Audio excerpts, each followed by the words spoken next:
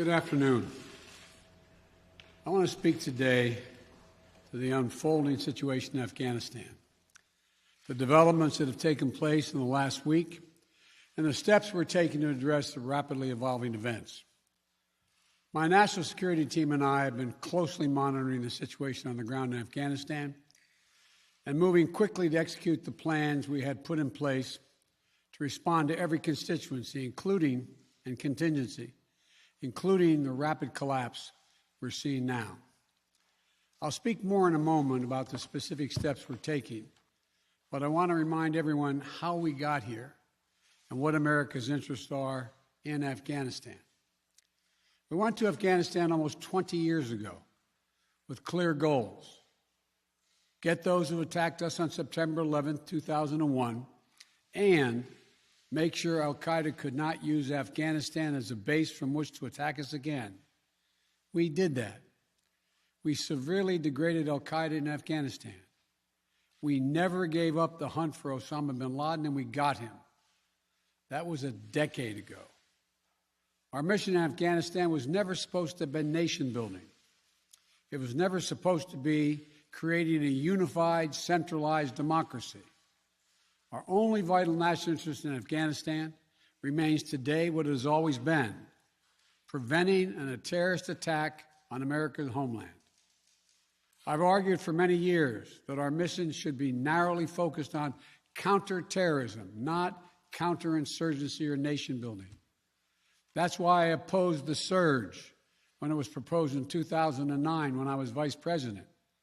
And that's why, as president, I'm adamant that we focus on the threats we face today in 2021, not yesterday's threats. Today, the terrorist threat has metastasized well beyond Afghanistan. Al-Shabaab in Somalia, al-Qaeda in the Arabian Peninsula, al-Nusra in Syria, ISIS attempting to create a caliphate in Syria and Iraq, and establishing affiliates in multiple countries in Africa and Asia. These threats warrant our attention and our resources. We conduct effective counterterrorism missions against terrorist groups in multiple countries where we don't have permanent military presence. If necessary, we'll do the same in Afghanistan. We've developed counterterrorism over-the-horizon capability that will allow us to keep our eyes firmly fixed on the direct threats to the United States in the region and act quickly and decisively if needed. When I came into office, I inherited a deal that President Trump negotiated with the Taliban. Under his agreement, U.S. forces would be out of Afghanistan by May 1, 2021, just a little over 3 months after I took office. U.S. forces had already drawn down during the Trump administration from roughly 15,500 American forces to 2,500 troops in country. And the Taliban was at its strongest militarily since 2001. The choice I had to make as your president was either to follow through on that agreement or be prepared to go back to fighting the Taliban in the middle of the spring fighting season. There would have been no ceasefire after May 1. There was no agreement protecting our forces after May 1. There was no status quo of stability without American casualties after May 1. There was only the cold reality of either following through on the agreement to withdraw our forces or escalating the conflict and sending thousands more American troops back into combat in Afghanistan, lurching into the third decade of conflict. I stand squarely behind my decision. After 20 years, I've learned the hard way that there was never a good time to withdraw U.S. forces. That's why we're still there. We were clear-eyed about the risks. We planned for every contingency, but I always promised the American people that I would be straight with you. The truth is, this did unfold more quickly than we had anticipated. So what's happened? Afghanistan political leaders gave up and fled the country. The Afghan military collapsed, sometime without trying to fight. If anything, the developments of the past week reinforced that ending U.S. military involvement in Afghanistan now was the right decision. American troops cannot and should not be fighting in a war and dying in a war that Afghan forces are not willing to fight for themselves. We spent over $1 trillion. We trained and equipped an Afghan military force with some 300,000 strong, incredibly well equipped, a force larger in size than the militaries of many of our NATO allies. We gave them every tool they could need. We paid their salaries, provided for the maintenance of their Air Force, something the Taliban doesn't have. Taliban does not have an Air Force. We provided close air support. We gave them every chance to determine their own future. We could not provide them was the will to fight for that future. There's some very brave and capable Afghan special forces units and soldiers. But if Afghanistan is unable to mount any real resistance to the Taliban now, there is no chance that 1 year, 1 more year, 5 more years, or 20 more years of U.S. military boots on the ground would have made any difference. Here's what I believe to my core. It is wrong to order American troops to step up when Afghanistan's own armed forces would not. If the political leaders of Afghanistan were unable to come together for the good of their people, unable to negotiate for the future of their country when the chips were down, they would never have done so while U.S. troops remained in Afghanistan, bearing the brunt of the fighting for them.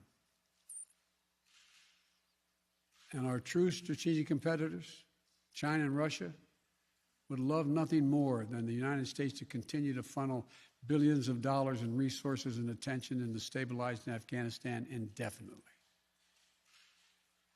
When I hosted President Ghani and Chairman Abdullah at the White House in June, and again when I spoke by phone to Ghani in July, we had very frank conversations. We talked about how Afghanistan should prepare to fight their civil wars after the U.S. military departed, to clean up the corruption in government so the government could function for the Afghan people. We talked extensively about the need for Afghan leaders to unite politically. They fail to do any of that. I also urged them to engage in diplomacy, to seek a political settlement with the Taliban. This advice was flatly refused. Mr. Ghani insisted the Afghan forces would fight, but obviously he was wrong. So I'm left again to ask of those who argue that we should stay, how many more generations of America's daughters and sons would you have me send to fight Afghanistan's civil war when Afghan troops will not? How many more lives, American lives, is it worth? How many endless rows of headstones at Arlington National Cemetery? I'm clear on my answer. I will not repeat the mistakes we've made in the past. Mistake of staying and fighting indefinitely in a conflict that is not in the national interest of the United States, of doubling down on a civil war in a foreign country, of attempting to remake a country through the endless military deployments of U.S. forces. Those are the mistakes we cannot continue to repeat because we have significant vital interest in the world that we cannot afford to ignore. I also want to acknowledge how painful this is to so many of us. The scenes we're seeing in Afghanistan, they're gut-wrenching, particularly for our veterans, our diplomats, humanitarian workers, for anyone who has spent time on the ground working to support the Afghan people. for those who have lost loved ones in Afghanistan, and for Americans who have fought and served in the country, serve our country in Afghanistan. This is deeply, deeply personal. It is for me as well. I've worked on these issues as long as anyone. I've been throughout Afghanistan during this war, while the war was going on, from Kabul to Kandahar to the Kunar Valley. I've traveled there on 4 different occasions. I met with the people. I've spoken to the leaders. I spent time with our troops. And I came to understand firsthand what was and was not possible in Afghanistan. So now we're focused on what is possible. We will continue to support the Afghan people. We will lead with our diplomacy, our international influence, and our humanitarian aid. We'll continue to push for regional diplomacy and engagement to prevent violence and instability. We'll continue to speak out for the basic rights of the Afghan people, of women and girls, just as we speak out all over the world. I've been clear that human rights must be the center of our foreign policy, not the periphery. But the way to do it is not through endless military deployments. It's with our diplomacy, our economic tools, and rallying the world to join us. Now, let me lay out the current mission in Afghanistan. I was asked to authorize, and I did, 6,000 U.S. troops to deploy to Afghanistan for the purpose of assisting in the departure of U.S. and allied civilian personnel from Afghanistan, and to evacuate our Afghan allies and vulnerable Afghans to safety outside of Afghanistan. Our troops are working to secure the airfield and to ensure continued operation of both the civilian and military flights. We're taking over air traffic control. We have safely shut down our embassy and transferred our diplomats. Our diplomatic presence is now consolidated at the airport as well. Over the coming days, we intend to transport out thousands of American citizens who have been living and working in Afghanistan. We'll also continue to support the safe departure of civilian personnel, the civilian personnel of our allies who are still serving in Afghanistan. Operation Allies Refugee, which I announced back in July, has already moved 2,000 Afghans who are eligible for special immigration visas and their families to the United States. In the coming days, the U.S. military will provide assistance to move more SIV-eligible Afghans and their families out of Afghanistan.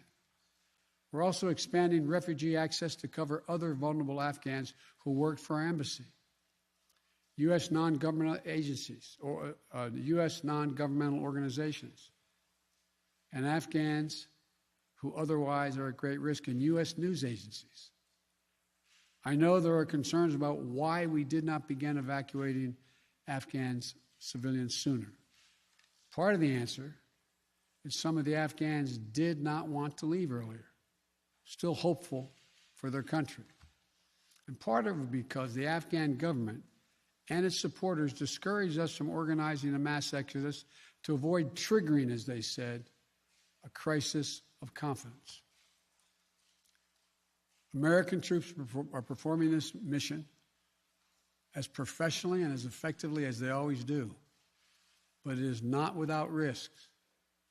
As we carry out this departure, we have made it clear to the Taliban, if they attack our personnel or disrupt our operation, the U.S. presence will be swift and the response will be swift and forceful. We will defend our people with devastating force if necessary.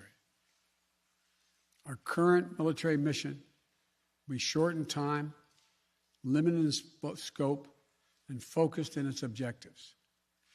Get our people and our allies as safely as quickly as possible. And once we have completed this mission, we will conclude our military withdrawal. We will end America's longest war after 20 long years of bloodshed. The events we're seeing now are sadly proof that no amount of military force would ever deliver a stable, united, secure Afghanistan, as known in history as the graveyard of empires. What's happening now could just as easily happen 5 years ago or 15 years in the future. We have to be honest. Our mission in Afghanistan is taking many missteps, made many missteps over the past 2 decades. I'm now the 4th American president to preside over war in Afghanistan. 2 Democrats and 2 Republicans. I will not pass this responsibility on to a 5th president. I will not mislead the American people by claiming that just a little more time in Afghanistan will make all the difference. Nor will I shrink from my share of responsibility for where we are today and how we must move forward from here. I am President of the United States of America, and the buck stops with me. I'm deeply saddened by the facts we now face. But I do not regret my decision to end America's warfighting in Afghanistan and maintain a laser focus on our counterterrorism missions there and other parts of the world. Our mission to degrade the terrorist threat of al-Qaeda in Afghanistan and kill Osama bin Laden was a success. Our decades-long effort to overcome centuries of history and permanently change and remake Afghanistan was not, and I wrote and believed it never could be.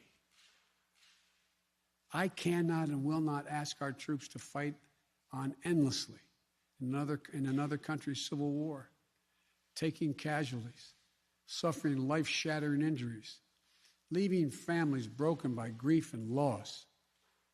This is not in our national security interest. It is not what the American people want. It is not what our troops, who have sacrificed so much over the past 2 decades, deserve. I made a commitment to the American people when I ran for president that I would bring America's military involvement in Afghanistan to an end. While it's been hard and messy, and yes, far from perfect, I've honored that commitment.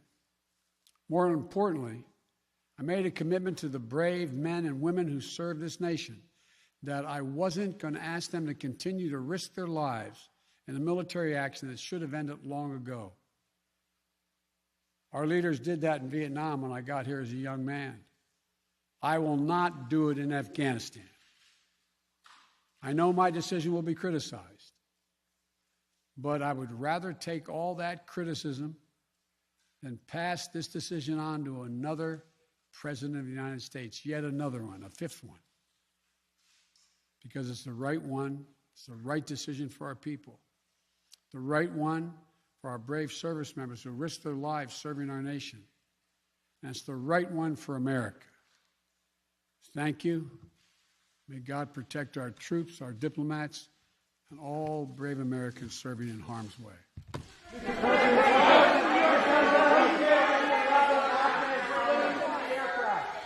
Mr. President, what do you make of the Afghans clinging to the aircraft?